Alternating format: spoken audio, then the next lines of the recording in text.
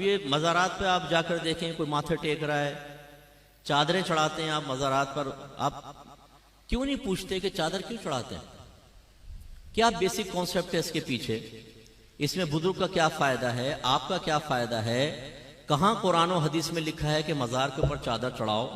हमने इसको एक ऐसी रस्म बना लिया है कि उर्स चादर चढ़ाने के बगैर पूरा ही नहीं होगा। हर शख्स चादरों की मन्नत मान रहा है कि जी मेरा काम हो गया तो मैं फुला मज़ार पे चादर चढ़ाऊंगा। भाई क्यों मान रहे हो मन्नत, जरा बताओ तो सही ना। अपने आप से क्वेश्चन करो, क्यों चढ़ा रहे हो आप चादर मन्नत की? इसमें कौन, किसने मन्नत मानी थी? नबी ने मानी थी, सहाबा ने तस्वुर दिया मज़ार पे चादर चढ़ाने का? कहां से आया ये? कुछ नहीं पता, बस लोग कर रहे हैं तो हम भी कर रहे हैं। इससे हमारी नौजवान नस्लों को, इन बच्चों को कुछ पता नहीं है जी चादर चढ़ाने भी कोई इबादत होगी। कोई इबादत नहीं है, मुस्तहब तक नहीं है। अब इस दौर में तो मुस्तहब भी नहीं रहा।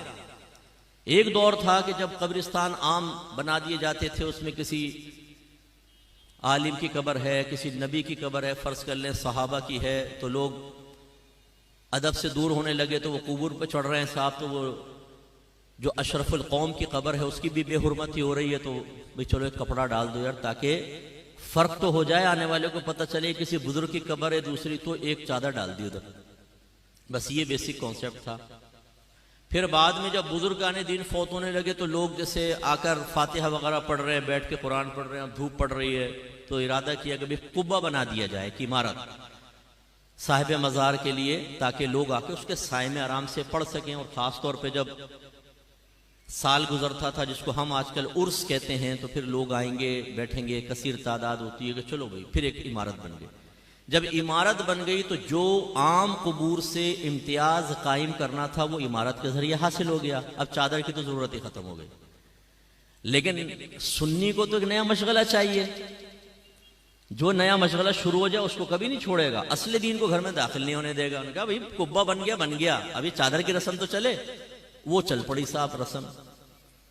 अच्छा, पहले चादरें डालते थे मोटी, क्योंकि ये रेशमी और बारीक कपड़े तो इजाद नहीं हुए थे, वो हाथों से बुने हुए कपड़े। उसमें ये होता था कि किसी ने 2 चादरें डाल दी तो एक साहिब मज़ार की तरफ से सदका कर दी, एक पड़ी हुई माँ बहन इम्तियाज के लिए, फर्क करने के लिए।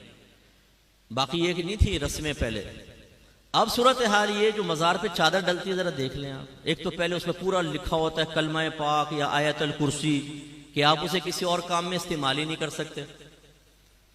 और या फिर इतनी बारीक रेशम की चादर होती है, जैसे दाता साहब के मज़ार पे अक्सर आप देखेंगे कि उसको आप, वो किसी काम नहीं आ सकती, वो लिबास भी नहीं बन सकता। उसको यूं देखेंगे ना, उसमें नजर आएगा आर पार, इतनी वो बारीक सी होती है।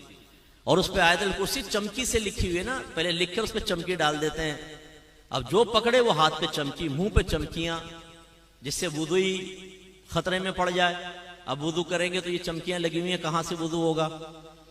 और फिर आप कभी देखें उस कठहरे के अंदर जो आदमी खड़ा हुआ है, ये जब आप रेशमी चादर डालते हैं वो एक दूसरे पे फिसलती है गिर के ना, टिक तो सकती नहीं है, वो उसके पैरों में, वो आयतल कुर्सी के ऊपर चढ़ रहा होता है, कुरान के ऊपर चढ़ रहा होता है। मैंने अपनी आंखों से देखा यह मंजर।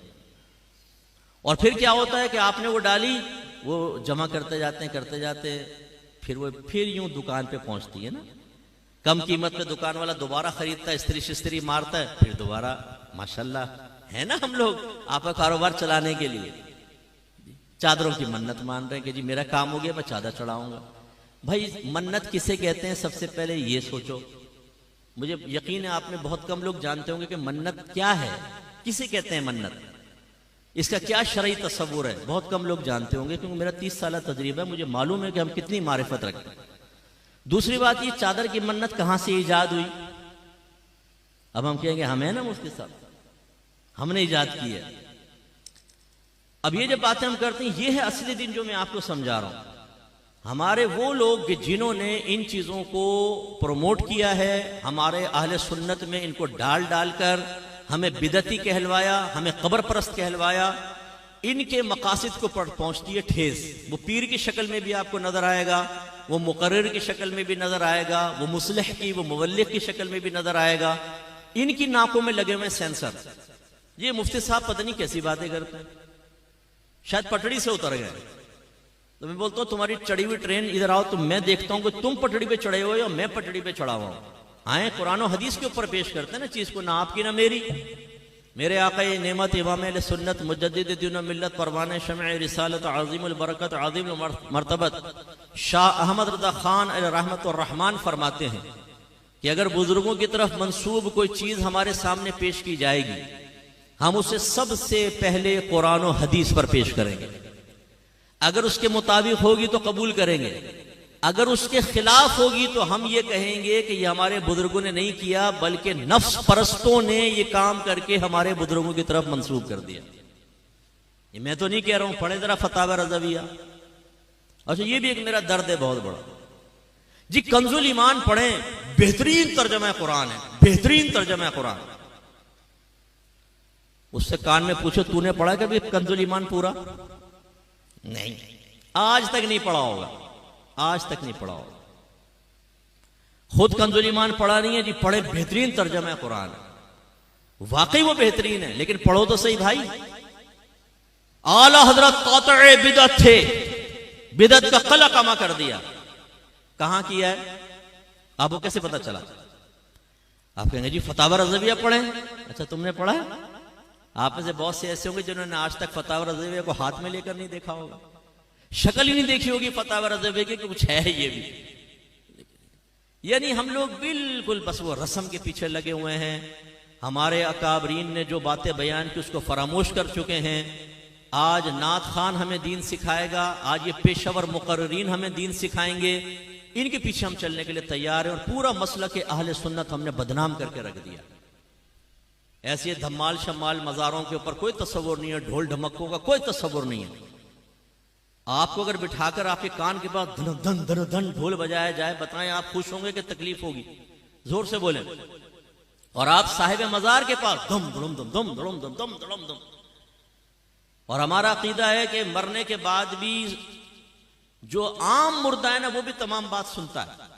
मेरे आका सल्लल्लाहु अलैहि वसल्लम ने इरशाद फरमाया, जब तुम मुर्दों को सलाम करते हो वो उसका जवाब देते हैं, लेकिन तुम्हें इसका शऊर हासिल नहीं। इसलिए नबी करीम सल्लल्लाहु अलैहि वसल्लम जब कब्रिस्तान जाते थे तो क्या फरमाते? दुआ क्या है? अस्सलामु अलैकुम या अहलल कुबूर, ए कब्र वालों तुम पर सलामती नाजिल हो। ये नहीं फरमाया अस्सलामु अलैकुम या अहलल कब्र, ये सिर्फ सामने कब्र वाला सुन रहा है, नहीं, कुबूर जमा का सीगा इस्तेमाल फरमाया, तमाम कुबूर वालों तुम सबको सलाम।